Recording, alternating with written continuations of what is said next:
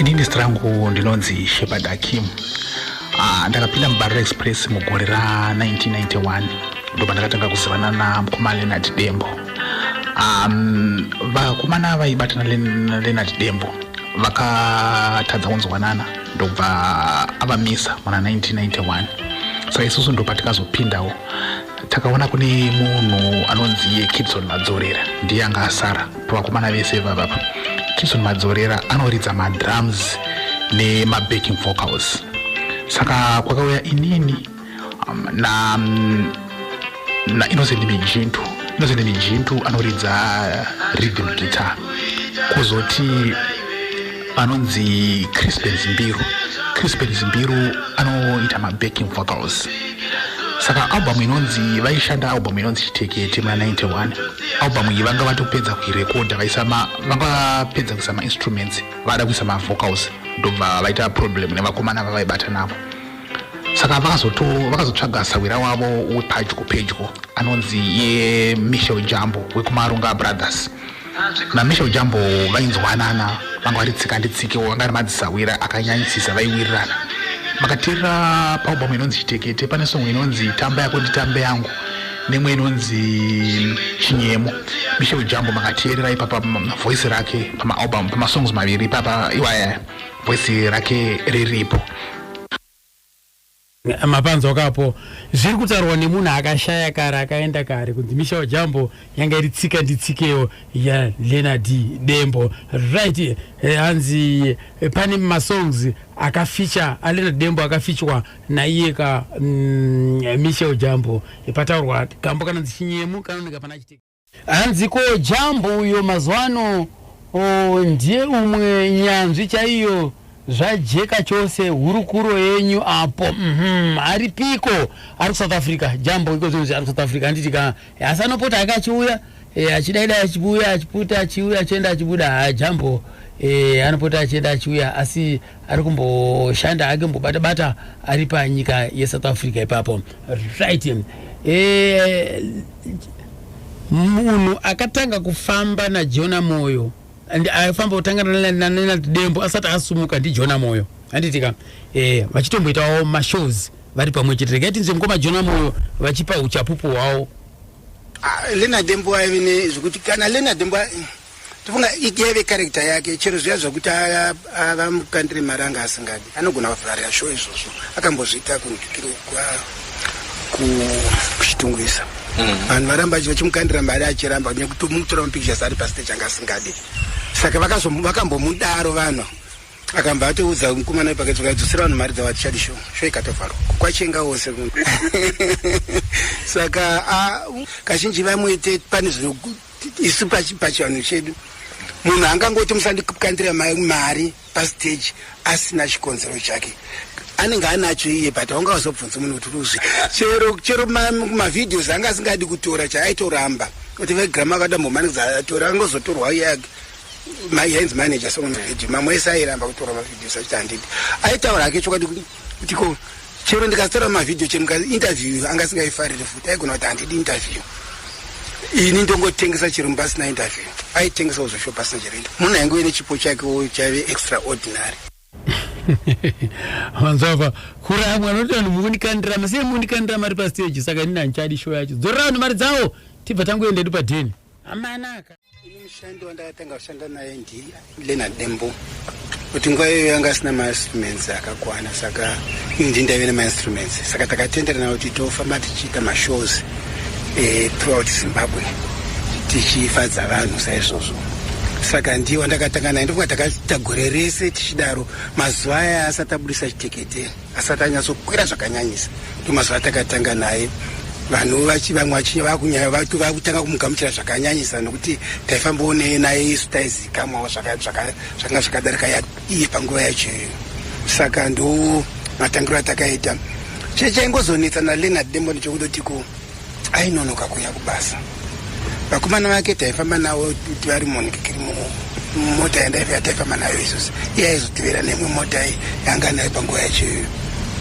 But chainetsa pane chokutotiko togona kuenda pashow wasvika pashow paya taridza ngoti togona kusvika kuti yakuda unopera asati asvika vanotanga kunetsa ko Leonard Wamata aripo paposta haripi toti Leonard haripo anenge atononoka kuya svikanzi mutinyepera undangotora mari dzedu imi isi topedzisira tati totora gupu rake reya toti ava vakomana ake ngavaridze votanga kuridza manje wakutonzwisa kuti shuwa Leonard anonoka saka kufamba nakumanya zvaitibatsira pakutiko zvisanyanya kutiremera kana zvinhu zvadi zvauma nokuti kana wataura pasi hazvamhosa kuti une mbiri yakaita sei but mukataura kuvanhu kutiko magrupu akadai achazoredzwa vanoida kuona vanhu vachi nokuti kuna mumwe anogona kupindira nenadembo asapindira iwewe kuna mumwe anenge apindira weina asapindira nenadembo saka apa vanhu vanowandisa kudarika zvavaiita pakutanga tisitiritega kuti ari egawo saka ndo zvaitika zvacho sepatakaenda kuzvishavani tairidza kustadium chazvakaitika ndozvokutotiko anga aripota kamusiya kuno mashava zvakanaka isi tichienda kunikikiri achiti anotevera saka akazotevera usiku ipapo tairidza isu taive futi nauyu Andy Brown anga aripo pashoya taiva tatu ini Andy Brown alena dembo saka Andy Brown akaridza apedza isi tikaridza tikapedza iye lena dembo apo vanhu vatanga kunetsa ko Leonard haripi iye akatozosvika manje kwatosara kuti 1 hour kuti show iperi ndo pakatoona vhomo nasvika kati akuiwenda vasvika mukoma zvaitika zvakudai so mota yangu yarova bharabhara zvino zvarova bharabhara vazodii zvikanzi haina kunyangofa yanga ichingofa mukati wadi kuuya nguva yacho zvikaenda sodzokera manje kunotanga ndanoivhiya ukompot nyama yacho itoye mubhuti izvozviro saka kunonzi kumukopa kwete kumukopa kumbizo stadium uko zvakaita ndozvokutiko tairidza mustadium vanhu vazara zvokuzara zviya isi taridza 3 hours zedu dzakwana iye apinda ndokuridza 1 hour kuti ndapedza imi svikaikana vanhu panyaya yemainstruments ayo svikana aiwa mainstruments ake hasi ake ndedera ngwenayo saka iye ndianoda kusotiwa chete iye nandemunga asotwe saka ndakazopinda naye mota make ndikatiza naye chipinda mulocation kuti asadi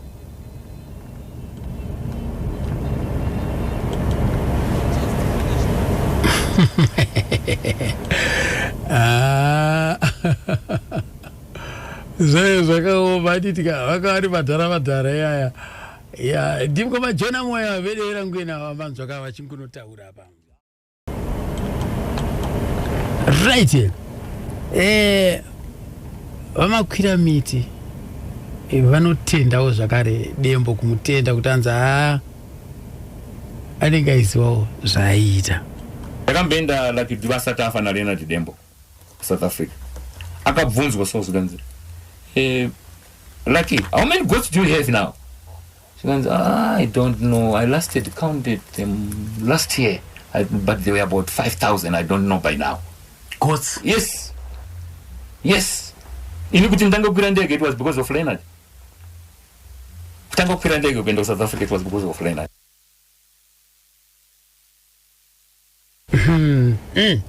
Manzo hapo ka kunyatso kutenda kuti aiwa zvechokwadi kuti ndinyatso kukwira ndege ndiLeonard Dembo akakonzeresa izvozvo kureva kuti dai pasina Leonard Dembo dai risina kumbojeka kwandiri aiwa ndinotenda chose munoziziva here kuti anzi Mudhara akamboramwa cheki Leonard Dembo kuramwa cheki chakuti aiwa inini handisi kuda mari mana unongaramwe mari zvinobuda here izvozvo asi Leonard Dembo akatomboiramwa ndo zvaanga ariwo izvozvo hapana zvamaikukwanisa kumuitawo ndo wangori uno hwakewo anzi akairamwa cheki right. Regai tipfuurire mberi panapa timbonzwa isisuka kuti kunotaurwa kunzizvo song inonzi Mazano iya hanzi yakatengesa kudarika chitekete shuwa here. You know what, ndindakalakisa imba yekuregister number 1 Vickers Road, my invoice ndinawo Leonard Dembo. Yeah. Ndindatengira Leonard Cressida. He is the first musician famba nemota yakanaka muno muZimbabwe. Cressida yake akaitenga 25,000 motikari ye. Yakafira namudhara nyagumbo ye. Right. Achiroja kundakatenga imba ku Unit N. You see, vanhu havanyatsoziva chitekete. It didn't do much money than Mazano. Time hiyo chitekete aipiwa 12.5%. Mazano ndini ndakabvisisa Leonard kugrama achienda ku RTP. Kana makamadze. Why? Because of the percentage aipiwa. Yange shoma. Then I said no. Kana mchida kumuda pay him 22 or 18. Akavada, I know you can go anywhere where you want. Even manje vakafunguza kuti inini ndiri stupid than zvakatopusa kudarika Leonard. Inini ndakangwara manje. Ndamti okay fine. Tikataenda kuna Ralph Murungwewo. Tatamutaura zvakanzi I know it's okay. We am record. Tata record Mazano. You know why? Paukataura ndakati no, if I go there I will collect him. Aina kutengeswa stereki. In the sense yekuti rhythm yakanga iripo paitakatanga kurekodwa na Steve Oskili Murungu akanga asingazive beat yedu Sungura rhythm yake yakanga isingabude akanga ane studio pane JNDF Johnson Fresher kuna fourth uko yanga iri pasi ndokatikaendeswa na Ralph zvikanzi enda ikoko because vai varunguka zvikanzi enda muno record. So the first 30,000 copies dzakaprintwa pana Mazano, they were not very good. People they didn't know. Tikavatazoshedza mondore yeZimbabwe Bothwell na Timon ndovakazoita futi ridhani yakunorekodherwa ikoko manje ndopaikazobuda manje ya number 1. Ende imimi makanyatsokunzwa kuti agitari no it was a poor quality gitari roda mundo inini manje kana uchiridza pa stage ukaridza off key ndotoziva kuti apa ariza series. I'm very good kumagitari. Tikavatazoshedza mondoro manje Bothwell ndiye akazoya waita ndopaikabuda manje. Saka vanhu havanyatsoziva the trick behind it. Chitekete yakaita mari but haina kureza mari ifanike yaMazano because of the percentage. Ukuti anda kubhadhara 22. Saka mukora imi kuti Mazano. Yes. Ndiye yakaita mari. Yakavaka imba iyo. Yakavaka ndini because I was responsible now for on Leonard. Ndiye yakavaka imba iyo. Mari yaMazano ndiye yakavaka imba. Yes. Ndakatangisa kuvakisa cottage ye. Vakomana vangu kubanza vachitoswera vari vachipenda ikabva yapera. Then they moved from Chitungwiza ku Unit N. Vaigara kumuraini kwagara naZakaria vangu vari ku Unit N. Vakavhava anamai moge vakagara mucottage mea kusvika tavakisa the main house ikapera yakavakwa naBiruda aibva kuChipinge chimudhara so right. Jurahoro ye ne PEV yakaiswa pai yakaiswa neRTP ndovakatiisira pai vakabva tazovabhadhara mari iyo. Ndineka furniture yaReynard inorara panesa amai musoro amai mogizo as it is.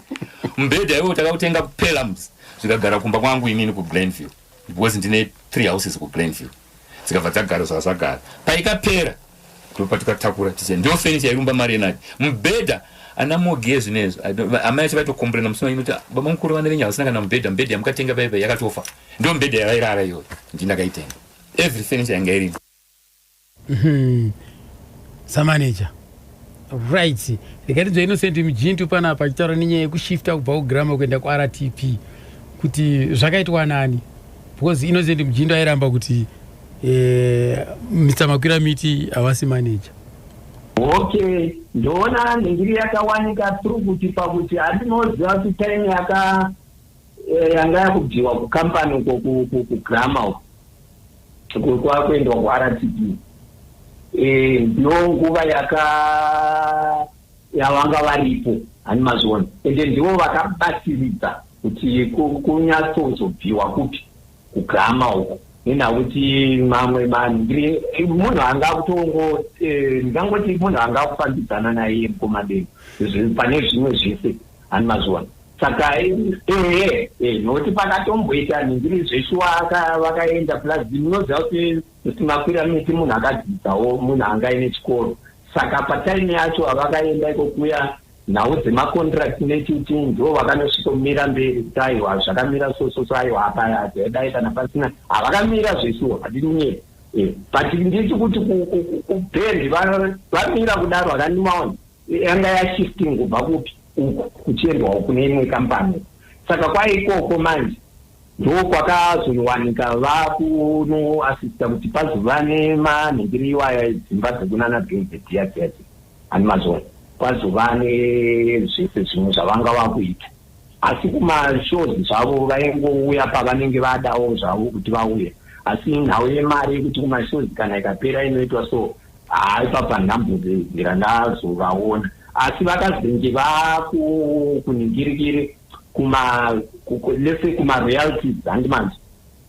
Kuti kwakuRTP kwavaendesa ngende vaizikanwa kwaRTP but kuma-royalties vanga vakupinda zviya zvokuti vanogona kuti Nadembo raiti awana mari yemarekodzi vobva vati right tikuda kufambisa soda kubhadhara so I think ipapo ndopa kunanyanya kunana mazano chete mazano abvu iriyo hai inini hangu kupupura zvandakaona vachiita izvozvo vakabatsiridza zvishuwa kumanedza kana iriyo management yacho yekuti benzi ndiza apa iye muri personal kuti abve apa here adai so nekuzononingirika kuti zvinhu zvakazowanika zvimwe zvese zvakazoitika vanga vanitone ruoko ipapo. Mavanzwa kapa Innocent Mujintu.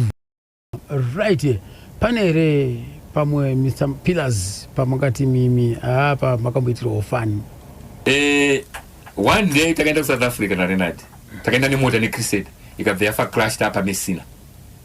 Takanga tine show kugapara kwa Murewa. So takanonoka kubva paboda takabva semuna aizikana takapuwa clearance tata driver mota takabva tauya. Takasvika muno muna Harare na 9:30 uko takamirirwa uko. So gitare ra Renard remote takanga tinaro motikari ranga risiri nevakomana santaenda naro South. Tauda kusvika pachibhanguza pahotera. Renard akabva atanga kuridza mazano ndo yakanga iri hit. Saka gitare ranga riri motika zvanga zvakudaira kupi uko kuna mota kune vanhu manje kuhoro. Saka everybody said kumani mutitambisa panapa tirikunzwa Renard dot asikumona gitare rake tiri kurinzwa mutisenzesa panapa mutabhadhara mari zetu mukutiridza kana CD panapa muna hapo iri mota akagorowa gitare takusvika akabva adzima. It took us 15 minutes kubva pagate kuenda pastage manje vanhu vaungana panga padzorerwa munhu 1 mari vanhu vakutanga kutodzorerwa mari because the hall was packed. So ndasvika pahall ndikati akomana tine urombo tanga tanonoka tiri kwakati dzanga dza 10:30 takati from now gitara harisi kumira kusvika 4:30. That was a joke yandisingakanganwe naRenard yo. Takarova kurura yatinoti kurura kumagitare iyai gitare rakatanga kurira mota. Yes, chiri mota vakomana vakabva vatodaira zvati vanhu vasvika aona mani. Saka vanhu manje vasiri kuona Dembo gitare rake riri kurira zvikati mutisenzesa mahara panapa kutiridzira CD. That was mazano record ichangobuda ende vanhu vakapenga vauda kupedzore mari zetu. Saka imimi pamusic ya Dembo yamunoti mazano is my record. Mazano iyo mazano yachireka kuti zvamunoda ngoni zvaunoda ndizigoni iyo. That's my record. Why ndo the first record pandikamubvisa kuRTP yakatanga kurecord. So to me I loved it. Yakapinda ndikaprintisa ma-t-shirt ndikaprintisa ma-shirts akaipfeka. If you remember that shirt was written Mazano. That was me now. I carry a pistol in me. So azimzana nduno yangu ngati iwe unasha Renard unozouraya vanhu. So ndai amzana nduno yangu kadiki fanike Kenya. Right, tikabva taenda kuFirearms tatatenga pfuti yedu takaitenga mutaundi anaenda kuFirearms tatanopuwa license. Tapuwa license I didn't know kuti this young man akuti ari pastage anenge iri muhomwe kwauri zvishavane mberengwa. It was shavane mberengwa yatorwa pfuti anesana nevanhu mudenga. Ini ndozofonirwa usiku kwamusati kwani mafoni kavanga ari marendrai. Renard ndo zvaaita. I drove there. Renard utorwa nemapurisa nenyaya yekuti aizikanwa zvake nenyaya yekuti vakamunyara akaridzira mudenga. Zikanzi no I was supposed to kugara nepfuta. Ndipandikazi no persuade ndandazonzi ngaachigara naye because akaridzira mudenga haana kupoint. Hanzi yenge iri nyaya chinzwa manje munhu yanenge akati musoro wonyoka. Saka Renard haadi kuudzwa izvozvo because handinooneza kuti Renard anga asina yanga ni manza anzi musoro nyoka ndosanga uno musoro wakadaro iwewe ndiyengeri nyaya yacho nyeche katenda kukoti kumasvingo kakagumbuka kanogumbuka saka anga asingadi munhu anomuvhiringisa kana ukamuvhiringidza ari pastage you can stop kuridza magitari airamwa zvese zvokunzi makamera chichirenadi chiche aimira kuda kuti umutore kamera uri pastage aisiya gitari oya kwauri aisiya gitari ende umeka shoti wabva panzvimbo here ana hera patine mufana mumwe ataiti hera aigara pageto kuti muburitse taitomubudisa munhu iyadi pakamera akanga singadi kuzvezvo kunzi kunyara kuita hakusi kunyara mushonga tanga tiri vanhu vechiboy ndo yakanga iri reason asi iye anga asingaite mushonga no isi kuridza kwedu magitari kwayo kwechiboy chana asekuru ko kana pana shara ipepe makamunyengetedza sei kuti atorwe vhidhiyo no that video kuona yakatorwa kugrama nga it was from grama saka zvinhu zvakazongoitwa through grama. I was not there yet ndansati ndapo but I had time on nabosi vachinoti takangova timbotamba yapo ivo havanonyatsoziva kuti toda kuita sei ndio video yange one yakabudisa that was because of that vakangomutsa kuti anorega diploma but as time goes foot akabva achingasangana muchaita zvemavideo ndo pakabva stopa ipapo. Renard Dembo was a funny guy. Aibata yes music airidza but yaiwanzoda yet was Thomas Mapfumo na Oliver Mtukudze aiteerera asi pa music yake yaingofarira kunguridza akagara aida amwenene murora manyanya vikai muserere that record aitakaridza iyoyo so ari pastage apo I could feel my tears going down because it was a straightforward issue. During nguva yakachiri mupenyu makwikwa yaziva akanga aripo because amai Mogi akanga vasingadiwe kuti varoorwe navo amai vakanga vane wavo vavaida saka there was that akana kuzongopera kakazongopera nenyaya kuti vakanga vakubatsirwa zvavo but akana kupera saka aidiwa ndio angari musheko uye asingadiwa manje saka that kakrashika. Ndakazoenda kudangare ndove ndikanoona gogo pandavabvunza ndikati gogo ndichida kunyatsonzwisisa zvakanakisa kuti chokwadi here maisawirirana here nemuroora kuzodzimara dengo aimbeka ambo kai achangochanga kuwandikwa waiva munhu chaiye asi kungozochipaka pakati ati vairumura vana vavo vana menyo maviri apo ndichirera ini kubva kuna Mogi kusvika kuna Tendai kusvika kuna Feni vachimundivisira kwa Chirumanzoko uya unofunya chibondo kuti kudai ndati kudai achindivuchira kuti mai makadiniko tavuya navana unobisa mari yake undipa tabisa mwana pazamu saka timusiya wakatanga ndiye Mogi vakasiya ndikarera ndikazinda naye adokura vachizoteverera Tendai vakavazvana mune maviri ndikarera akakura chokuzochifeni ndikarera ndigorugokugumisikanazi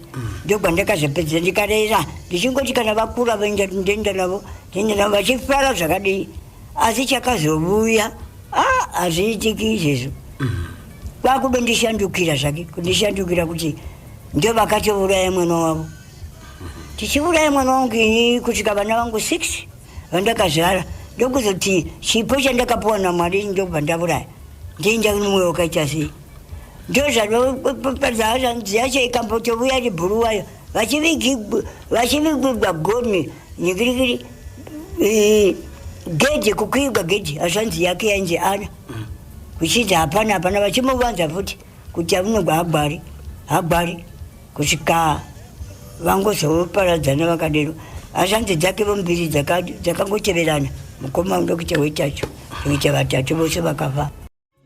Yakandiridzira ndeyekuti nyangwe zvake ari murombo gara neni rudo haruna murombo nyangwe zvake ari murombo gara naye rudo haruna murombo rudo haruna mudiwa apa munofungidzira kuti mimi aida kuedza kuti kudi apa waridzira kuti rudo arusarudzi wailidzira vana vamai vake ava kuti tinongova vamwe hatigoni kurasana. Rudo gwedu haruna murombo, haruna chii, haruna kukechewa kuti mutogwa. Tinofanirwa kungogara panhu pamwe namai vedu takabatana panhu pamwe. Pane kambo kanoti vamwene nemurora ndapota. Kambo iko kaya vamwene nemurora ndapota pindaimo semuvuserere mukwai mugudini pamotokolewa kwai mugudini pari zvakanaka kudini guyogogo njipinja. Munoona chichaitika paya?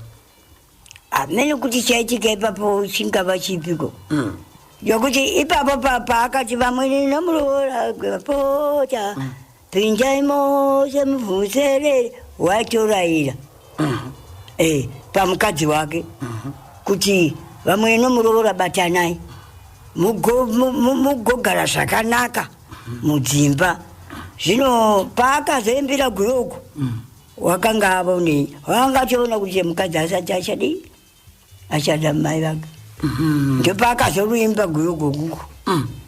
Saka iye mudzimai achinzwa nziyo dzakafanana naidzodzo aiti kuti kana shungu ana basa nazvo memoki vanga vasina shungu nazvo kana shungu rekudhakwa nomugaro kwawakanga akaita wakanga akagarika semukadzi wanga akagarika asingamborivondi kuti chinonzi mari inenzi inotambogwa wanga kusina. Nyangwe kumusha kwake wanga asingatamburi, wekumusha kwake nazvino unonzi wakavakaimba kusaka kuvakaravwa yakaikwa fenisi ikoko kuzaka zvakazofa izvozvizvo kanga atovakaimba kuzaka yefenisi asi sarera hachida kuiona asi kungohwavo kuti wakavakaimba yake yefenisi ikoko kuzaka. Ivo mai mugava ndakanambotiudza kana nyaya mogiko zvino une chiharu chokuda kuti mai ngavandijekesere gwara rakanaka baba ari kuti vanhu munamba unomva kuti mogibotoshirika kuda virenzi yakura mwanangu virenzi yakura virenzi yakura mwanangu virenzi yakura virenzi yakwa unoinja virenzi yakura virenzi ya unozivaniko virenzi yakura virenzi yakwa mwene chete virenzi yakura virenzi ya murume wako chete virenzi yakura virenzi yakura mwanangu virenzi yakura veriro totoriro toriro totoriro ndugundule. Saka maichaiva maitamba ere koko anjachaba zvakujamba iwawo iye waitoziva kuti chembera yangu inodzana wachi kanotanga nyangwe kuri muri mhoro nokuti unovuya undibata ruoko kwachigere kumacheyo wondisapa iwe voridza indotamba pakati ipapo ndotamba chaizvo zvemene makagadzikirwa aiwavo ndichitsika chaiko ndoko zvinoita kwegura aiwa zvinofadza gogo handachogwa utoita zvokutotogwa nemota neazvanzi dzake hazvanzi dzake dzinotamba zviya zvokutamba zviya takatogwa. Saka mimi zvaikutorai sei maizinzwa sei kuti mwana wangu ndiye here uyu? Ndakachema ndikati nawe ndatishuwa rumbe mai musachema gwake guya ngokuti achangochagwa kuwandikwa ndikati ndaitokiye muti ndichama yangu ndichavavonera kupi achaifara zvezvokufara zviya achitirojera dzimba dzokuvata maningi achiridzira momo nyangwe bhuruwayo takasvika tichirodzegwamo dzimba dzina mafoni tichidya tichiraradza futi tichidya zvisinga zvinodya varungu muzvikuru ndakanchidya zvinodya varungu ini manga mugi mote mari ikagara pazapo kudai novadenga namwari mwari ake mari yaigara pazapo aiwa kuite bundu kudai ndaishayiwa chi ndakanzira chandoshayiwa kana hwani ndaiva murungusi chaidya murungusi kwandiyazveni pachena aiwa zvinofadza chose. Saka imimi munotaura kuti pavana venyu vatanhatu ipapo Givi nasodai na Erenadi vanga vana ndo vanga vari kwa Ngwari. Ndi Renadi na Givi na Ana ndo ngari kwa Ngwari. Ko Jerifanosi ndakangomita ndichisevenzawo ndizozo kuzoyani kuzoya Juliet asi vakamuruma ngo akangasingaripuwa izvizvo angasingambodi kugwa kuti vazi vana vake waingoti vanhu vangu asi vakangofa vachinge vana vamugenzi. Aiwa ndizozo aiwa zvichienda nekuwirirana kwamune muchiita chaiva vanhu vakare zvichakatisa zvibata-bata ndizozo. Mainzwa kapa ichirowa original kana gogo Venenzia hausadherere Venenzia yakwapaidzwa nagogo doriro dodoriro. Munhu yeye aizviti ndiri manager, ndoda kuchengeta mari, ndoda kuzodai. Akati kuna Leonard tatopedza imba, akati ndoda ndingati chiko zvezvo zvekuti kana wazviti uri manager ndite unotofanira kuita basa rese. Ndizozo unofanira kuti apa toda kuchipadai, apa toda kuchipadai, apa tazodai. Saka iye akabva ati ndoda chiregera ndinde sezvo rufu yaiswa, rufu yakaiswa nePG.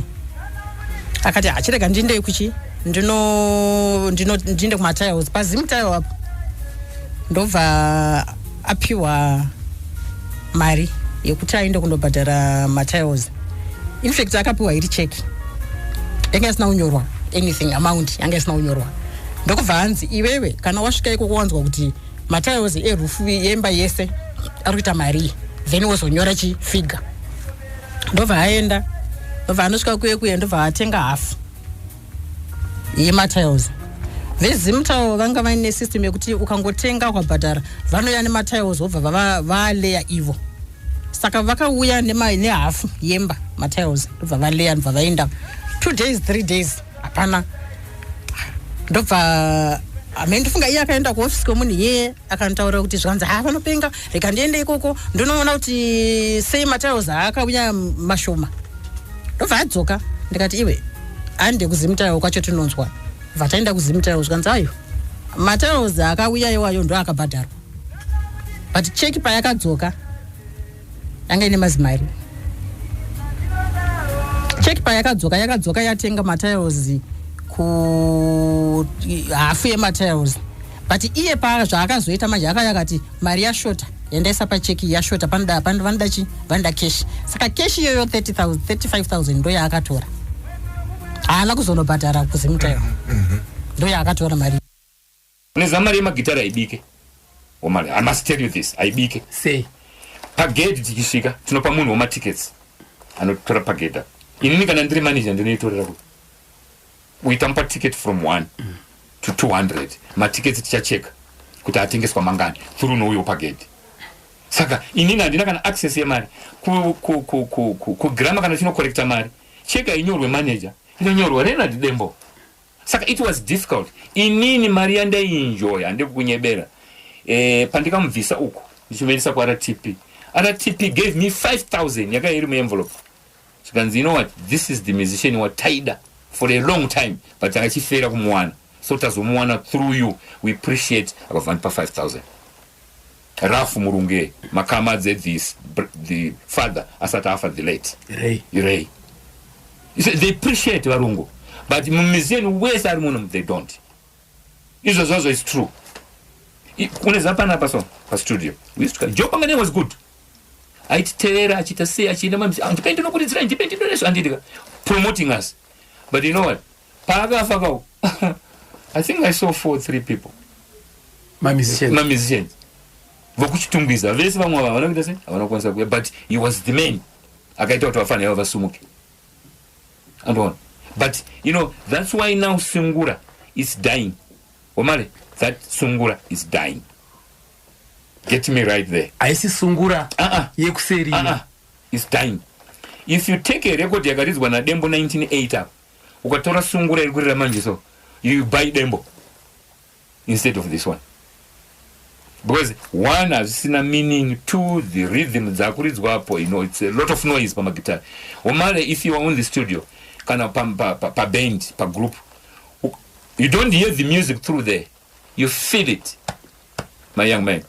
Mwana. Yes, that's music. Kana kona uchin's home, it's noisy. It's noisy, Omare. Mr. Magura. It's noisy. Mumanzi unonzika mwana. Yes. Kwete mzee. No, it's noise. No. That's noise. You feel it there. That's you call music. Omari daenda kuchikora inini. I think music yangi some. Ndonya zona ugudu upama gitari ne mari pama gitari. Ne life iri pama gitari ndinoiziwa. Wozi nazari ma gitari, imari mahara. Ma gitari. There's no pain pama gitari. Because we go and play 4 hours to 5,000. Ndiye nanwana Mario. That is Friday. Yataita zvinizos. Ku Saturday tunoridza 6,000. Since I remember kwa Munyarari, taita karidza kwa Munyarari. Tunowana 14,000. Kwa Mushandira pamwe muse Saturday. Toridzira akuridzwa Friday kunoridzwa Saturday. Toridzira 4,000. Kurusunungu ko bawo toridza 6,000 over the weekend. Over the weekend. Imari yataiwana hiyo. Saka hakuna chimwe chine mari semagitari, but ma promoters atinawo manje vaita